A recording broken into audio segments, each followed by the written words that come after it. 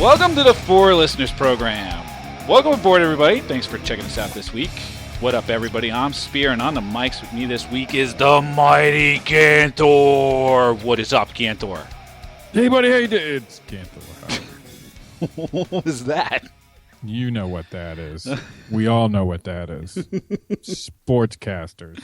Oh, wow, we're just jumping straight into it, aren't we? Getting excited about nothing. Wow.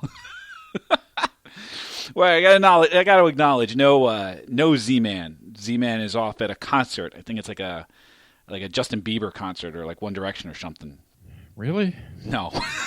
Oh, okay. Because I believed you. I genuinely believed you. Where is he? He's at a concert. But you don't. Okay. Yeah. He's at a concert. That part was true. Yeah, that part was true. Yeah. All right. Sense. But this week, something must be done about Sportscasters, Ganthor. Yeah, they've all. I'm all tongue-tied. Obviously, this is why I can't be one, but they go overboard, particularly if you watch football. And that's kind of what I was alluding to in my little intro there. And that's, I think, the thing that bothers me the most is how amped up and excited they get over nothing or things that turn out to be nothing, particularly when you can't see what's happening. You know, it's Jackson breaks it to the right for a 1 yard loss. And it's like, why are you getting excited before anything has even happened? Their tone goes up, the volume goes up, all these little cues that get you amped up thinking, oh my God, something's going to happen. He's going to break it loose on the first play of the game. No, it's something inconsequential. They all seem to do it, and I don't know if it's like the loudness wars in radio and music mastering where they bump up the loudness to make their music sound more vibrant and to get more notice and all that stuff, to the point where there's no dynamic range. And I feel like announcers are doing this all the time as well. They get hyped up about everything, commercial breaks, plays, false start, you name it, they'll get amped up about it as the initial entry to what they're describing. On some level, it's their job to add excitement to something, to a sports event. I mean, it's their job. It's their job to deliver the sports event to you at some level of commentary and excitement. That's kind of what I'm saying with the analogy to the loudness wars. You know, somebody first mastered the album and bumped up lowered the dynamic range, bumped up the volume. And people heard it on the radio, and they thought, oh, wow, oh, my God, have you heard that? It's great. It's fantastic. When in reality, it was nothing special. It was just louder. You look at the old professionals, right? What would they get excited about, and what would they just simply describe? That's right. I think that's what it needs to go back to. Yeah, that's right. I mean, you look at like the old masters, like Vin Scully as an example. He's the announcer for the Los Angeles Dodgers. He'll just call balls and strikes. He'll tell you funny little anecdotes about the players. But for the most part, he's just kind of straight up and down, even keel, and is just telling you what's going on. Those kinds of things are great to listen to, especially when you're listening on the radio. It's relaxing. Yeah, there's a romantic aspect to it where you're listening to the sounds of baseball. Yep. Baseball is probably the best sport to listen to over the radio because you can visualize what's going on. Somebody into his windup in the pitch, and then you hear the pop of the ball against the mitt, and they'll say strike one or ball two or what have you, right? You hear the crack of the bat and deep fly ball, deep to left field. There's a palpable visualization that you can have of what's going on in that game, and the play-by-play announcer has to bring that to you and has to do it with the right level of excitement. Well, that's what I'm saying. Does it have to be excitement? No, not. It can be a description. That's what I'm saying. You got to save the excitement. Like, I don't know if you ever watched the Phillies on TV with Harry Callis, right? Yep. And you remember his home run call. Even his home run call, I don't feel was super exciting, but it had enough emotion in it to get the seriousness or the momentousness. Momentousness, good job. Is that the word? I don't think so. Momentitude. Why can't I think of this word? Momentitude.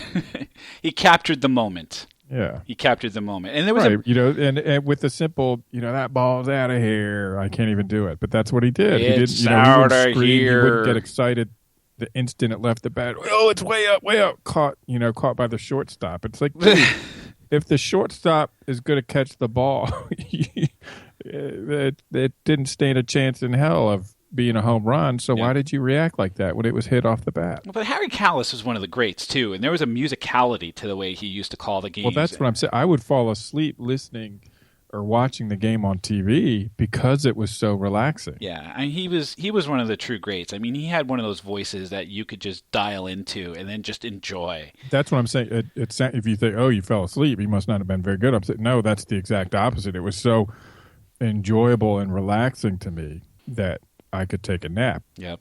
There's two different schools of thought when it comes to these kinds of announcers, right? There's the like the Phillies announcers today. Like if you watch the Phillies on TV today, there will be whole like minutes of silence. I mean, these are the TV announcers. You can't get away with that on radio. The ones on TV will just sit and let the game play. Yep. You know? And I like that. I really do. I really like just let the game happen. Like, I'm watching the game. I don't need you to tell me what's going on. I'm watching it. Here it is. Yeah.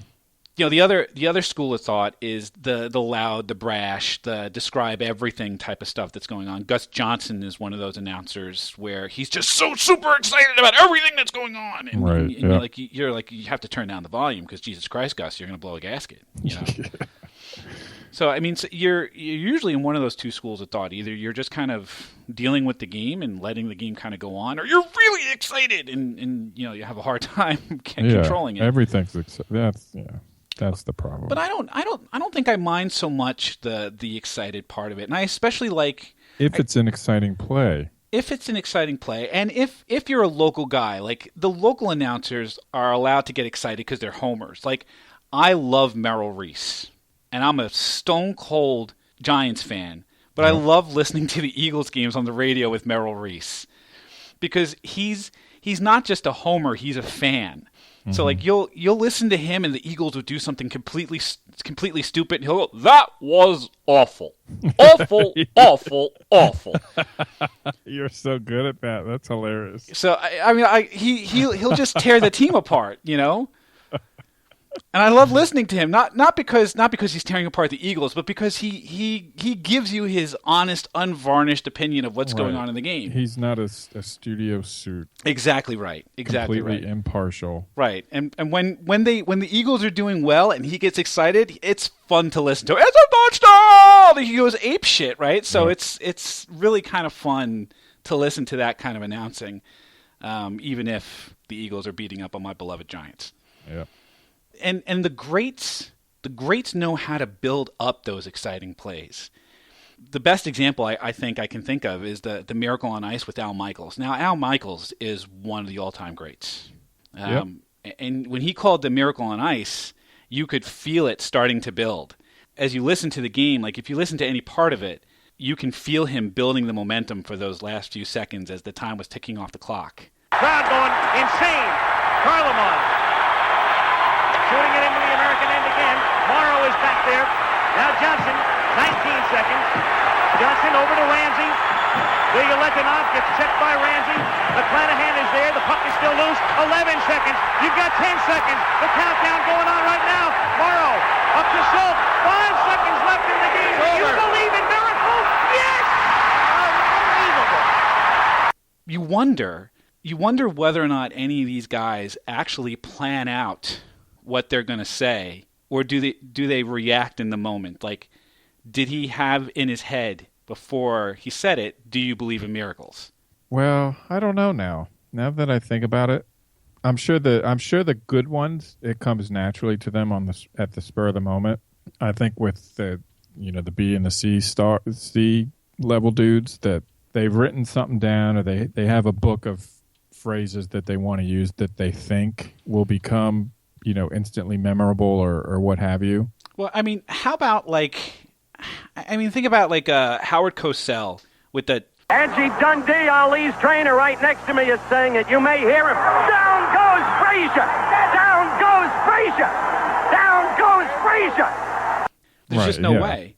I mean, he was clearly just reacting to what was going on right there. The other one that comes to mind is I think it was the 1951 World Series where Bobby Thompson hits this home run and beats the Brooklyn Dodgers, and it's just. Tracker throws. There's a long pass. It's going to be, I believe. The Giants won the pennant. The Giants won the pennant.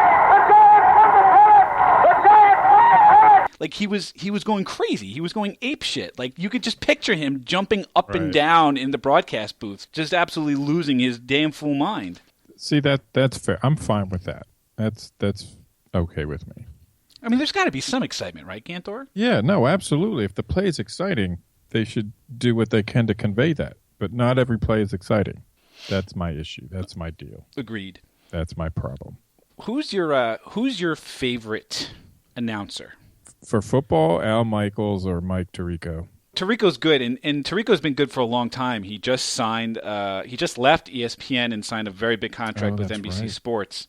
So I think he's going to do some golf now. I wonder whether or not he'll end up taking over eventually for Al Michaels. That's got to be the long-term play. Yep. The other rumor was that he would be backing up Bob Costas at the Rio Olympics because Costas is up there too. You feel good with Costas and Al Michaels. It's like a warm blanket, like. Mm-hmm. You hear these familiar voices, and they're comforting to you. And you see Costas behind the desk at the Olympics. The other day, I was watching the MLB Network, and Costas was calling a baseball game with Doc Emmerich from hockey. Like Doc is one of the most famous play-by-play announcers for hockey, and he was doing color commentary for baseball. And I sat and I listened to the two of them go because they were clearly old friends, and they were clearly comfortable with each other. Maybe Doc didn't know a whole hell of a lot about baseball, but it was fun to hear the two of them in the booth together, because I think with play-by-play announcers and color guys, there has to be a really good chemistry. Yeah. I mean, otherwise right. it's super tough. And as much as I don't like Joe Buck, I love Troy Aikman, and I love the two of them together. Yeah. I mean, they are the A crew for a reason on Fox. Yep. But I do not like Joe Buck. I could take or leave Joe Buck. But Joe with Troy Aikman in the same booth, there's an easy chemistry between the two of them. The best example, I think, of chemistry in the booth was Pat Summerall and John Madden. Yep. I used to love listening to Pat Summerall. Had one of those voices. He had one of those voices. It had like a slightly metallic tinge to it when he spoke, but it was just kind of easy listening. Like you could listen to Pat call a game all day. And then he would get coupled with John Madden, who Pat Summerall was so kind of straight up and down, so calling the play, and John Madden was a goddamn loose cannon. You never knew what the hell he was going to say, Yeah. So it was funny listening to the two of them in the booth together because it was just like what. You could just see Pat like shaking his head at John Madden as he's sitting there madly drawing on the telestrator, looking going crazy, and boom. Like, what the fuck is going on? Boom, now tough acting connected. That's right. Now he's over here. Look, here comes a running back around the back. Boom! And there's Pat just going, all right, when's this bit going to be over so I can call the next play? See, people, I felt like Madden got irrationally busted on, like, that whoever has the most points wins the game. Well, no shit, but it's like, I feel I don't have the context, but I can imagine, all the people talk, so-and-so has, 400 yards and, he's completing 95% of his passes. And it's like, yeah, that's exactly Madden's point. That shit doesn't win games. Points win games. Yeah. And maybe he didn't explain it well. And I have no idea if that's what he actually meant or if that was even in the context, but he didn't clarify or kind of point that stuff out as well as he maybe should have, based on how much people busted his balls on the internet for saying stupid stuff. But it's like, when it comes down to it, points are what matter. Well, I think what you liked most about Madden was that he was just very plain spoken, Yeah, that's true. He wasn't trying to Dennis Miller the shit up. Well, Dennis Miller was in the booth with Al Michaels and Dan Fouts, and I don't think either one of them knew what to do with Dennis Miller. No. Nobody did. You know what I remember about Dennis Miller on Monday Night Football? On Tuesdays on ESPN.com, they used to have a column explaining some of the esoteric shit that Dennis Miller said. Yeah. Right? Like he would make all kinds of like weird quotes and references to things, and you would have, what? Like you'd have to go to ESPN to get the references and figure out what the hell was going on. And this was This was 2000 and 2001 were his 2 seasons on Monday Night Football, and he was replaced by Madden. Right, so you went from Dennis Miller, who was way out there, to John Madden, who was boom. Yeah, that was a huge step down, but it was a good job by ESPN. They got that done. I will confess that if I could switch careers, I would do this. I would go into sports announcing. Oh, you'd be great. I would love to do it. I would love to call play-by-play for anything, preferably baseball, because I think what about porn? That might be interesting. Tiffany gets up on the bed, swings her leg over. Oh, and she mounts him. It's deep. You'd be great. You'd be great in it. Can I be your manager? You want to be my agent? You want to get me gigs? Yeah. Because here are the gigs I'm going to get straight out the box. Right? I'm going to get like high school girls softball.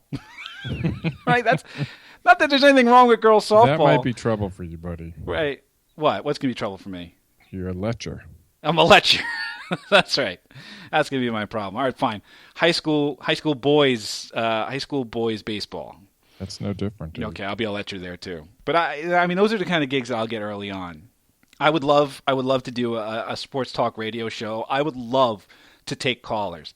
I would take callers all day long.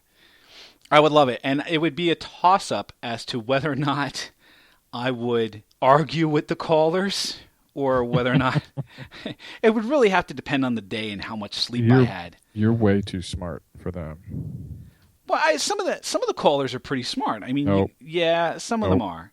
Nope. Some of them know their stuff. Negative. But all right, well, why don't we practice a little bit? Oh, dude, I can't do it again. You got to help me out with this. I have to. Oh, I needed to prepare. But you have to get into character, Ganthor. Maybe you can help me out with this. Maybe you could coach me through a bad call. And like I could say, all right, Ganthor calling from Pennsylvania. You're on the air. Hey, Spear. I don't know. You remember me? I met you at Gino's bar one time last season. Ganthor, absolutely. Yeah, I remember. What's on your mind? You're not supposed to remember me because you meet 8,000 people a day. Oh, so all right, but I'm trying to be magnanimous about it, right? Yeah, so, I know, but. No, so I don't. No, all right. Sorry, buddy. I really don't remember you. Well, what's on your mind? Go ahead. It's okay. LeBron James, is he the best that ever was?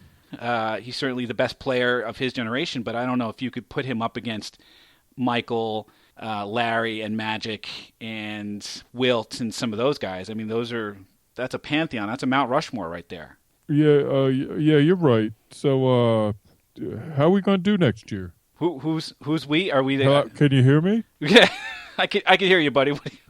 Can you hear me? I can hear you. You're on the air. All right, we're gonna be done with Ganthor from Pennsylvania. We're gonna take Mike from California. What's on your mind, Mike? See, I needed to prepare because I could have gone back to listening to how stupid these fuckers are, and I could have worked up a whole thing. Well, maybe we should have planned better. Yeah, we should have. But I swear to you, they do that. I met you. You autographed my jersey at the airport in Kansas City 2 years ago. Well, I appreciate you calling the show there, Ganthor. What's on your mind? and then it's so I was just thinking, go Phillies. So you got it down too. You know what I'm talking about. If you listen to sports radio, you have heard those callers. Yep. They are so bad. Yeah, I would like to do that kind of show though, right? Because I would. I feel like you would mock them. I don't know. But not directly mock them. You would patronizingly or not sarcastically. I guess patronizing is the word. You would mock them that way. Yes, there would definitely be some snark. They don't know they're being mocked. Yes. I would. No, see that I would absolutely do. Yep. I would absolutely do that. They would hang up the phone and they would hang up the phone and wonder, did I just get mocked? They wouldn't even know that. They'd have to wait for their buddy because hey, did you hear me on the radio, Tony? Johnny be like, yo, bro, Spear was busting your balls, man. You didn't know? No, he didn't bust my No. balls. Dude, I was great. I did a good job. Yeah, what do you mean? What do you mean? Get the fuck out of here. I would love to do it. I would love to take calls. And I would love to take calls. I would take the night shift. Like, I would take that shift from like 2 o'clock in the morning to 6 o'clock right before the morning guys get on. Because then you would get all the crazy people. You'd get all like the truckers and the night watchmen and and all of the people who have nothing better to do than to listen to you. And I would just hang out with them. You know, like they would call in and be like, "What are you doing right now?" You trying to compete with Delilah? Delilah. No, I wouldn't Dude, do that. that could be your end, dude. There's always two: Coke and Pepsi, Chevy and Ford. Oh, now we're talking. Who else? What's another big duopoly? Damn it! Come on, help me. Skippy peanut butter and Jif. Yeah, I guess. Yeah. Skippy and Jif. Burger King, McDonald's. You know what it is. Yeah, right? I gotcha. There's always two. There's Who's always Delilah's competition? I guess. All right, fine. Then I'll do some. It's a used to be Grease Man until he I'll do some did stupid shit. fucking grease man. The grease man. What an I'll do some. idiot. I'll do some sexy talk. Sure. Yeah. Yeah, 2 to 6, the graveyard shift. People are calling about their vaginas. Talk to them about their vaginas. No problem. I don't have one. Can't really speak from personal experience, but I'll do some research if I have to. You do that already. I don't look at too many vaginas. Who are you fooling, dude? Who am I fooling? How many have you looked at today Today? on the internet? Oh, on the internet. I'm talking like Oh, real you're vaginas. talking in person? I gotta talk real vaginas. Oh, you don't want to do that. They probably discuss them as a general, on average. Just think about it. Look at all the females that you see in a day, right? Right. Talking at Wawa, in the office, at the gas station, in the supermarket, wherever you go, think about how many of them would be attractive to you down there, thing. I'm not looking to be a gynecologist. I'm just saying, on average, they're probably gross by default. And it's only with a lot of effort. That's that great, they Ganthor. turn into wonderful things. That's great. The default position of a vagina is gross. Is that what you just said? Tell me I'm wrong. You know what? You go ride SEPTA, and you tell me, I bet you the 99th percentile. Well, I can tell you that maybe on SEPTA, maybe I sense a fishy odor sometimes on a hot day. I don't know. I thought maybe just somebody was carrying tuna fish in their lunch pail or something. That's disgusting. But that's kind of my point. I'm telling you, I can't. Why can I not put it into statistical terms? I don't know, because you're talking about vagina and it's throwing you off. 999 out of 1,000 that you see are going to be disgusting. All right. That's my theory. Well, then you just call it Ganthor's law. Fine. We just ruined all of my research potential there. No, you can still do it. You got to prove me wrong. Well, then it's not a law; it's a theory. It's one of those. You know what it is? It's one of those. It's like Godwin's law. It's not an actual law, jackass. It's not a law unless it's been proven. Until Whatever. It's been proven, it's a theory. You know, you do the research. Fine, I will. And it could be the Ganthor Spear law. Fine. I will do the research. You propose a theory, I will do the research, and we will make it law. Fine. Dude, we could get you a late night radio show. We could get a medical research paper published. We can fill a TV time slot on ESPN. We could be in the Oprah magazine with all of our research. Yeah, we could be in the U.S. Airways mag. Yeah. Oh yeah. Oh my God, that's what I want. I want what do you call it? Not an expose. That doesn't sound right. I want a profile. I want a profile in the U.S. Airways magazine. Because that's what I aspire to. U.S. Airways anymore, but you know what? American Airlines. I aspire to be in the magazine in the seat pocket of every American airline. That's what I want. You are aiming high, my friend. Well, it's 30,000 feet in the air. I'm certainly aiming high. We need to make that happen. As my agent, I expect you to make that happen. Portraits for that. You're my agent. You need to make that happen. Okay. 20%, dude. 20%. All right, done. All right. What did we learn? What did we learn about sportscasters? What did we learn about my future career? What did we learn, Ganthor? We learned that they're not that good. Not that good. I learned that I aspire to a profile in the American Airlines magazine. You are going places. I am going places. I'm going everywhere that American Airlines goes. That's where I'm going. In a seat pocket. That's where I'm going. So if you want to read a profile about me in American Airlines magazine, why don't you go ahead and let us know on the Facebook page, facebook.com/4listeners or 4listeners.com. You can check out the show on Stitcher Radio or on iTunes or on Google Play. Just search for 4Listeners and we'll pop right on up. And you can tweet at us on the Twitters at 4Listeners. We thank you for checking us out this week, and we hope that you will check us out again next week. Thanks a bunch, everybody. We're American Airlines, doing what we do best.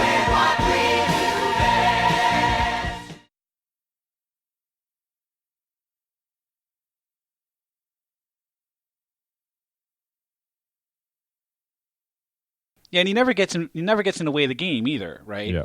Like there's he times knows when to shut up. Exactly. There's times where Joe Buck he'll get in the way of the game. You know what I mean? Like he'll make some commentary about the play or the players.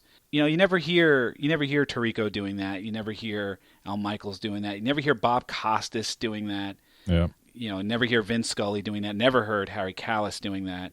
You heard Merrill Reese doing that. That was awful. Yeah. I love that. You need to do that next time he does an intro. I'll just have the clip every time he does it. Yeah.